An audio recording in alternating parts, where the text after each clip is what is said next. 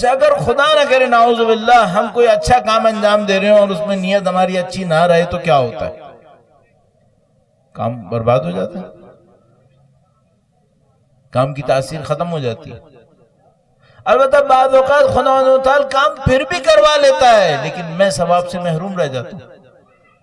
حضرت موسیٰ علیہ السلام نے بہرحال اپنی جوانی نوجوانی کے چند سال کہیں گزارنے تھے، خدا کا ارادہ کیا آیا؟ خدا کا ارادہ آیا کہ فرعون کے دربار میں گزرے۔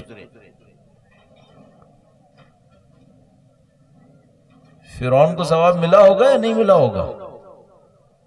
نہیں، فرعون کو کوئی ثواب نہیں ملنے والا۔ کیوں؟ اس کی نیت صحیح نہیں تھی، وہ حضرت موسیٰ علیہ السلام کو پال نہیں رہا تھا، نقصان پہنچانے کی کوشش کر رہا تھا، ان کے ذریعے سے اپنے اہداف حاصل کرنا چاہتا تھا۔ تو فرعون کے گھر میں رہ رہے تھے یا نہیں رہ رہے تھے؟ بالکل رہ رہے تھے۔ ثواب ملے گا فرعون کو؟ نہیں ملے گا، کوئی ثواب نہیں ملنے والا اسے۔ کیوں؟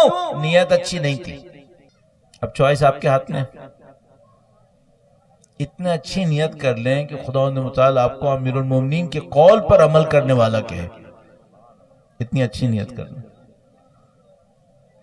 اور اس خاطر میں آپ کی خدمت میں عرض کروں گا، جتنی دیر بھی یہاں پر بیٹھے ہیں پوری کوشش کریں پرخلوص رہیں، پرخلوص رہیں۔ واللہ یہ سب سے اہم کام ہوگا۔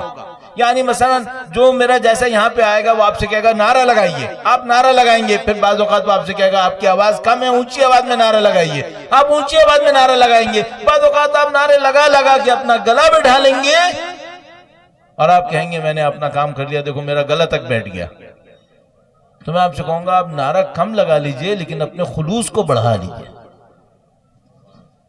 آپ اس خلوص بڑھے ہوئے خلوص کا بہت اثر ہوگا۔